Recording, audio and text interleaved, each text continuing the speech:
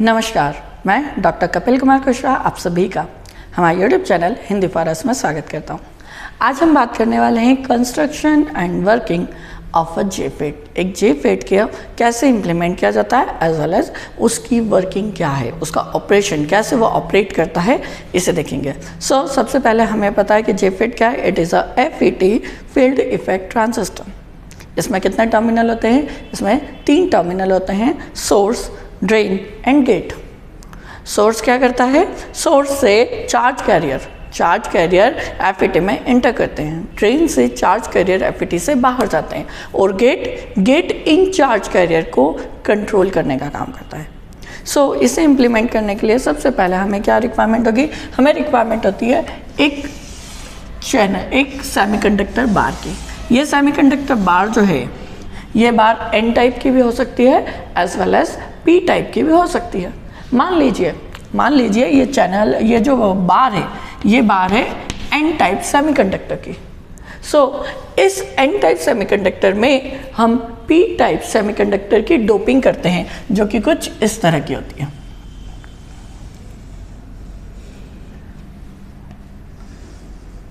Now ये जो P type semiconductor है, इस P टाइप सेमीकंडक्टर में जो डोपिंग लेवल है वो N के कंपैरिजन में हाई होता है, मतलब it is highly doped P reason.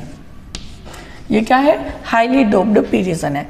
अब इस N के दोनों साइड से, ठीक है, दोनों साइड से 2 ओमिक कनेक्टर कनेक्ट कर दिए जाते हैं और इनसे एक एक टर्मिनल बाहर निकाला जाता है। यहाँ से 2 ओमिक कनेक्टर कनेक्ट किया और एक एक टर्मिनल बाहर निकाला। सेम एज ये जो दोनों P होते हैं, ये जो दोनों P हैं, इनसे भी क्या है, एक ओमिक कनेक्टर निकाला जाता है।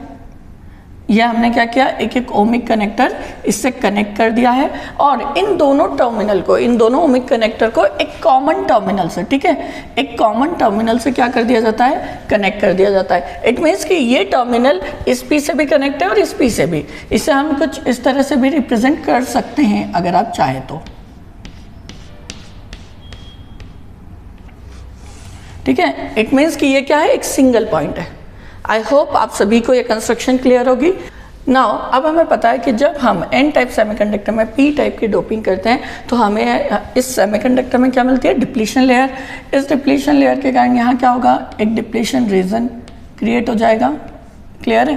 तो यहाँ पर क्या होगा? इस तरह की एक डिप्लीशन लेयर फॉर्म हो जाएगी। सेम एज यहाँ पर भी डिप्लीशन लेयर इम्प्लीमेंट हो जाएगी। ये येलो लाइन क्या रिप्रेजेंट कर रही है? That is depletion layer. पर ये जो P रीजन है, इस P रीजन में डिप्लीशन लेयर की विड्थ क्या होती है? बहुत कम।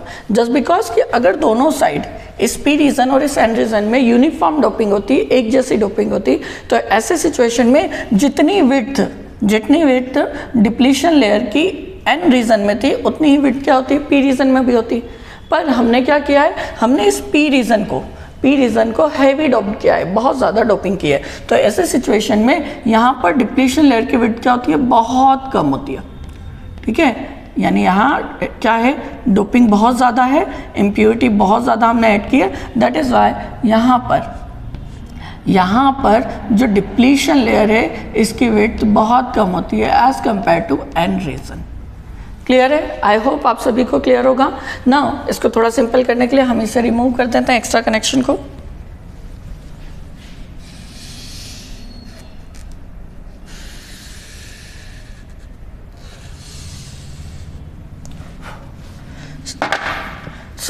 हमें ये क्लियर हुआ कि ये जो पॉइंट है, ये पॉइंट और ये पॉइंट एक सिंगल टर्मिनल है। N चैनल के ये जो चैनल है और वी कैन से दैट ये जो बार है, इसके एक टर्मिनल को हम कहते हैं सोर्स, एक टर्मिनल को कहते हैं ड्रेन। सोर्स को हम रिप्रेजेंट करते हैं S से, ड्रेन को रिप्रेजेंट करते हैं D से। और ये जो P रीजन से एक कॉमन टर्मिनल बाहर निकला है, इसे कहा जाता है गेट टर्मिनल। क्लियर है? यानी सोर्स जहाँ से चार्ज कैरियर इस चैनल में, इस बार में इंटर होंगे, ड्रेन जहाँ से चार्ज कैरियर इस बार से बाहर जाएंगे, और गेट जिससे इन चार्ज कैरियर को कंट्रोल किया जाएगा। आई होप आप सभी को ये क्लियर होगा।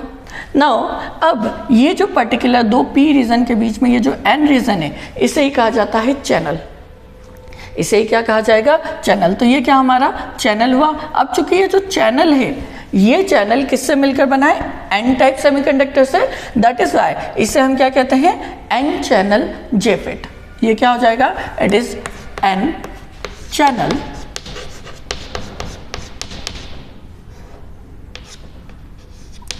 जेफेट। क्लियर है? ये क्या हो गया? N channel JFET.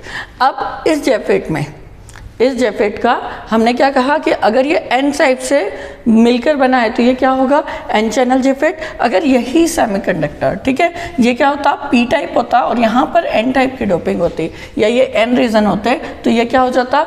It is P channel JFET. वो क्या कहलाता? P channel JFET. Just like हम यहाँ पर एक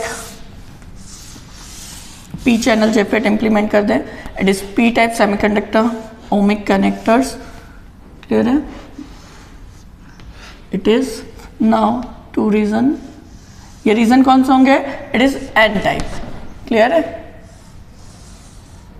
it is N type, heavily doped N type semiconductor. यहां पर होगी depletion layer. Inner side depletion layer की विड्थ क्या होगी? बहुत बहुत कम। Same as here. Now next is here just like this.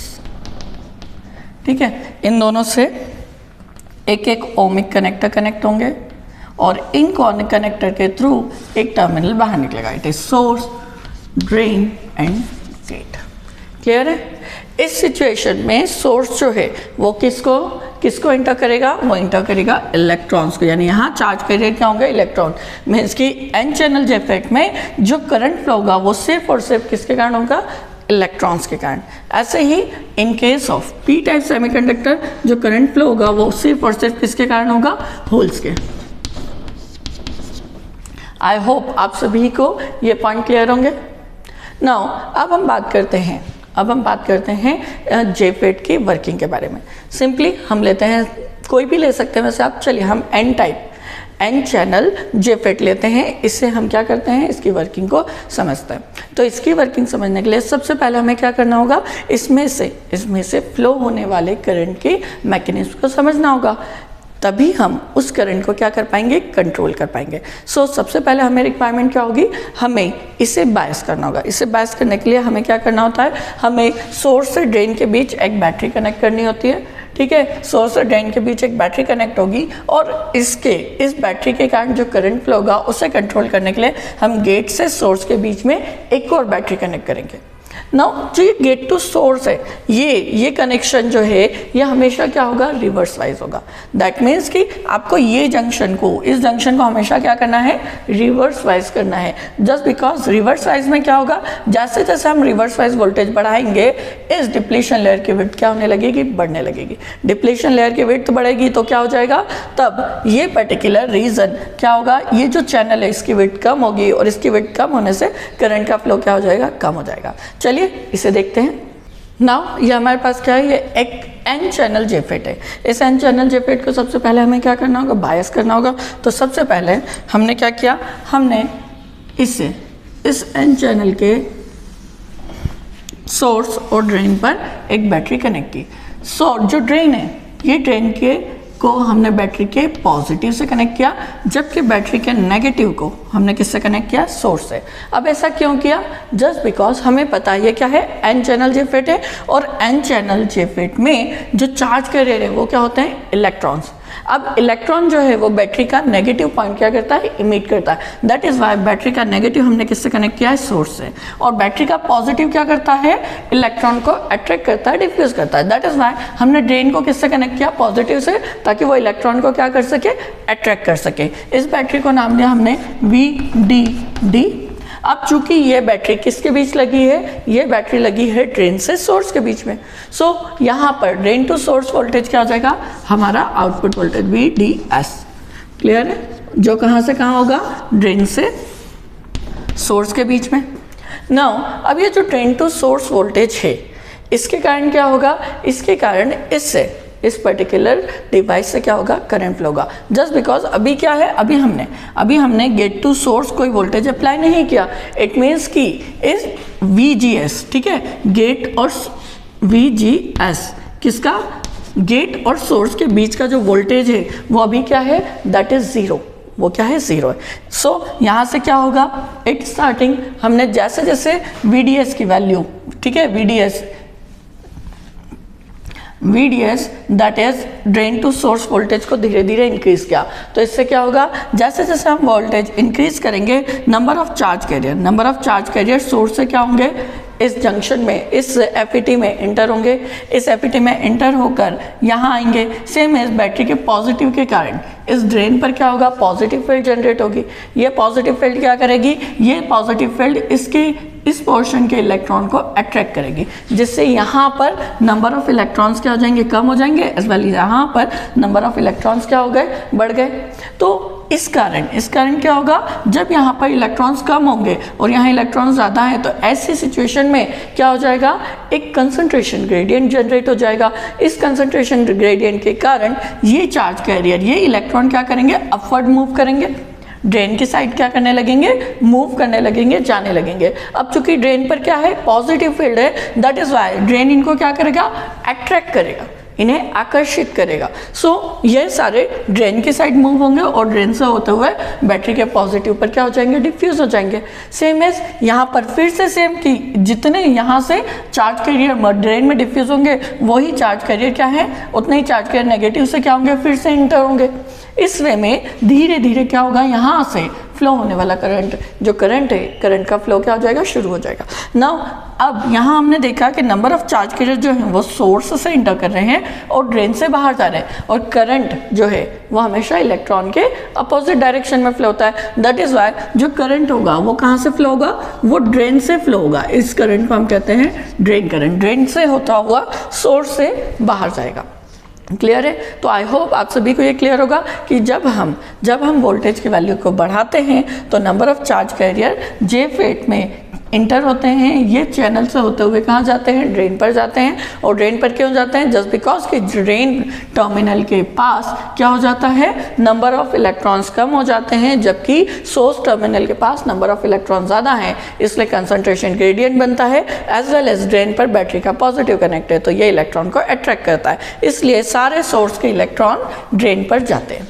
Clear है? नाउ अब जैसे जैसे हम क्या करेंगे, वोल्टेज बढ़ाते जाएंगे, जैसे जैसे हम वोल्टेज बढ़ाएंगे तो क्या होगा, यहाँ पर नंबर ऑफ इलेक्ट्रॉन कम होंगे और यहाँ पर बढ़ेंगे। अब हमें पता है कि जैसे जैसे हम क्या कर रहे हैं, VDS की वैल्यू बढ़ा रहे हैं, तो यहाँ पर क्या हो रहा है, नंबर ऑफ चार्ज कैरियर बढ़ते जा रहे हैं और यहाँ पर नंबर ऑफ चार्ज कैरियर कम हो रहे हैं। अब हमें यह भी क्लियर है कि ये P पर अप्लाइड वोल्टेज क्या है, 0 है, और यहाँ पर N पर अप्लाइड वोल्टेज क्या हो रहा है, धीरे धीरे बढ़ रहा है। दैट इज वाई ये पोर्शन क्या हो जाएगा, it is just like a reverse size. ये किसकी तरह बिहेव करेगा, रिवर्स साइज की तरह।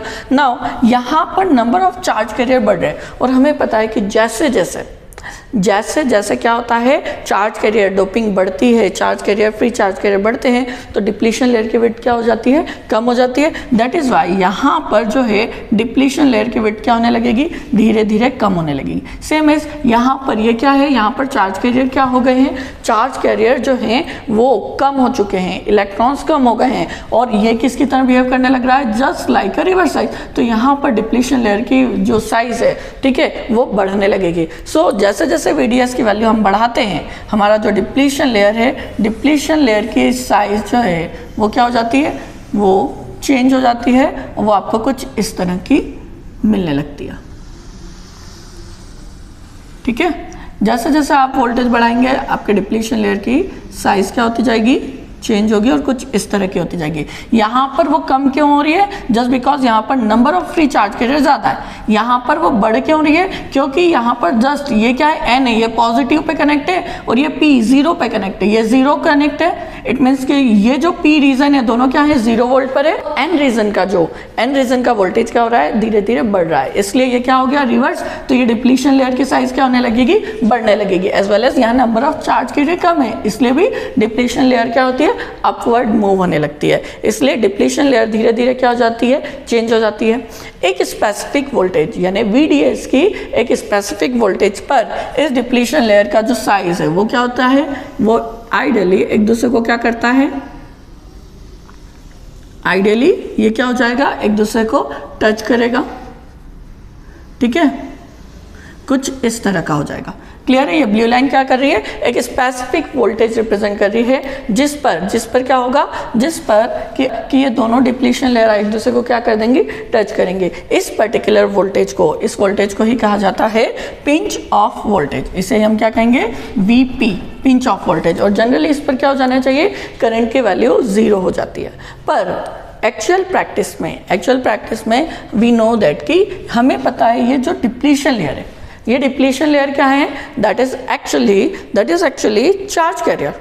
आयंस की एक लेयर है ना, that is immobile charge carrier ion. ठीक है, तो ये इमोबाइल जो आयन है, इनकी ये लेयर है। अब ये जो लेयर है, ये लेयर दोनों साइड, एन रीजन में दोनों साइड क्या होंगे, एन रीजन में पॉजिटिव आयन होते हैं। सो यहाँ पर भी क्या होंगे, नंबर ऑफ पॉजिटिव आयन होंगे, सेम एज यहाँ पर भी क्या होंगे, नंबर ऑफ पॉजिटिव आयंस होंगे।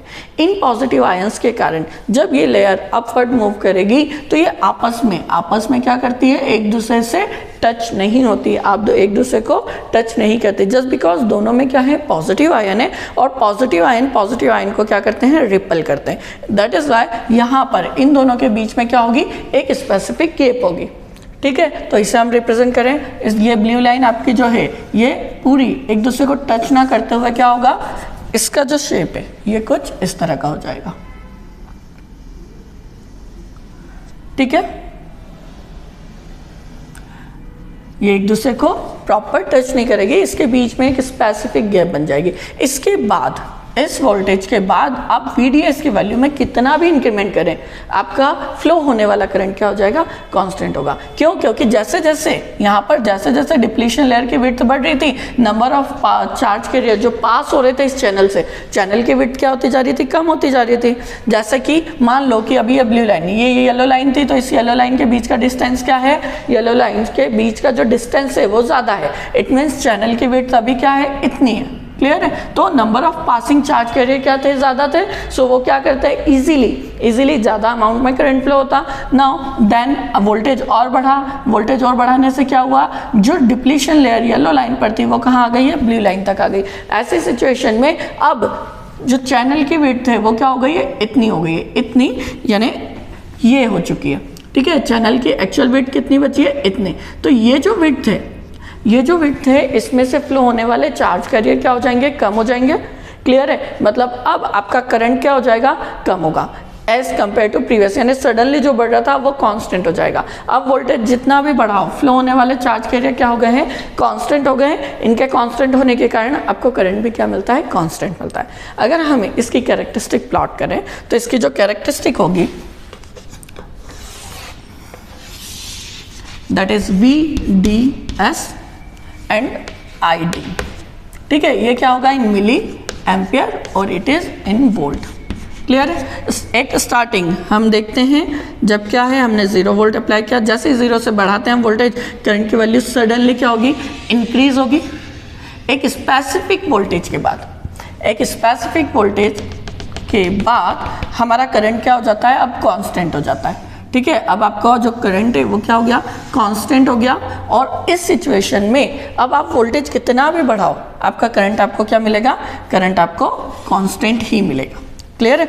इस वोल्टेज पर या वो वोल्टेज जिसके बाद करंट क्या हो जाए, कांस्टेंट हो जाए, उसे क्या कहते हैं, VP, pinch off voltage. Actually pinch off voltage क्या है, जहां पर दोनों डिप्लीशन लेयर एक दूसरे को क्या करें, टच करें।